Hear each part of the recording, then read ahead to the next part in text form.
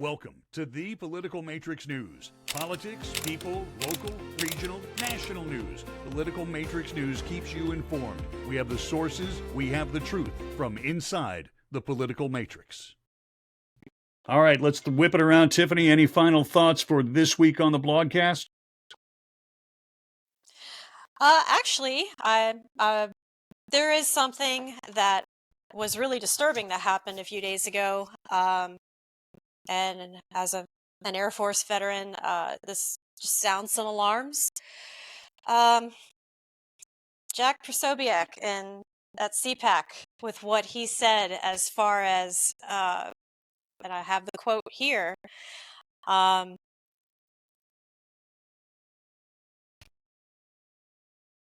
we are here to overthrow. So basically, we welcome the end of democracy. We're here to overthrow it completely. We didn't get all the way there on January 6th, but we will endeavor to get rid of it. So, Greg, fellow veteran, what are your thoughts on that? It's a little bit bizarre to be saying you want to overthrow democracy at any kind of political event of freedom-loving Americans. Granted, CPAC is a little bit more of your extreme crowd. Right. But, I mean, you don't want to say... I don't really remember anybody saying they want to overthrow democracy as a rising, as a cheer or a good thing at a political event like that. Absolutely. I thought it was a little bizarre. I don't know if he was saying it out of context or how he is saying it, but the choice of words were very bad. I'm surprised CPAC would give him a platform to espouse that, or when he said that they just didn't kill his mic and turn off the spotlight. Scott, wrap it up, buddy. Right.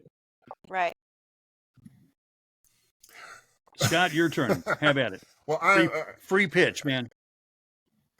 Well, free pitch. Okay. Well, like I said, when you have people like that, they say whatever outrageous thing they want to, and it has nothing to do with changing anything, inspiring a conversation, helping anything. It is all about money. It is all about fundraising and making the cash register ring. Right. I'm sure that there is in a country of 300 million people, there are people who give this guy the time of day and allow him to make his money.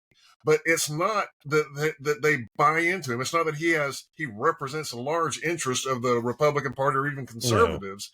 No. This is a guy that is out there as a huckster, just trying to raise up agitation and make money. And that's all that it is. You see it everywhere. The one thing that you got to know, that you got to see to understand this, is that people don't.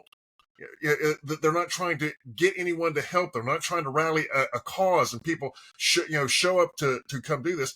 They're trying to get people to write checks, and that's right. It begins and ends right there. Mm-hmm. I mean, he's the epitome of the political grifter, and that's what he is. So, were you talking about Matt Gaetz or the bozo on stage at CPAC? Well, I mean, Matt Gaetz and the bozo, are pretty close to the same thing. Yeah. If you actually saw Matt Gaetz's speech at CPAC, it was all about burning down the house. We're going to take everything over. And basically, anybody who does not agree with me or Trump, get out of the way. And that's it. I mean, it's basically become a Trump party instead of the Republican Party. I mean, in which, there's way off base from where we came from here. Absolutely I mean, I true. understand the whole idolism thing. I get how everybody has their own idol. But this whole Baal worship and everything else, this whole idea that, basically, you don't have anybody having a free idea or a different point of view, and you don't like their point of view, and allowing them to have that point of view, and that's wrong is just ridiculous. I mean, the reason why Democrats stick together is Democrats like fascism. No offense to any Democrats out there, but you guys mostly like to stick together because you're fascists, in my opinion. But Republicans have different ideas. Republicans I don't know have different ideas. Okay. Because that's one because I think that I don't know if I buy into the all Democrats are fascists. Well, okay, you're right. I don't buy that either. No, okay. Maybe I'm wrong. Let me pull that back. But the whole idea that reason why Republicans don't always stick together as well as Democrats do, but Republicans have different ideas. Republicans have different points of view. Republicans have the free marketplace of ideas, which is what You need to have a good economy, have a good country, have good freedoms, because we're a very diverse country. We have a very diverse population. There's no silver bullet to fix everything, and we all have to work with everybody and get along. And you can't just do that by forcing everybody together. We need to start going towards the center. Right, except the only thing in the center are dead possums on the stripe in the middle of the road.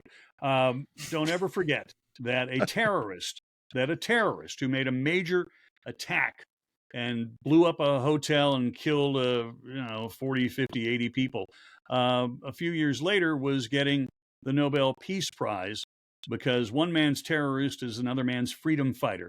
And that terrorist was Menachem Begin, the former prime minister of Israel. He's the guy that made peace with Anwar Sadat. Well, it's just like when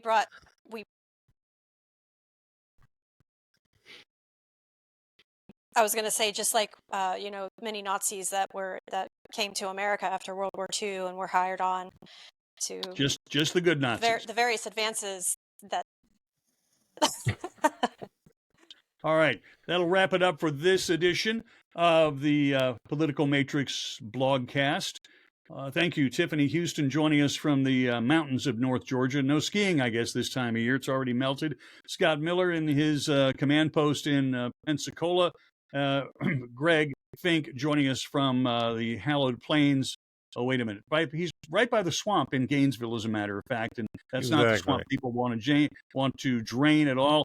I'm Rob Milford from the entertainment capital of the world. Oh, wait a minute. That's Las Vegas. No, from the tourism capital of the world. That would be Orlando, Florida, with the Magic Kingdom about 5 miles this way over my shoulder.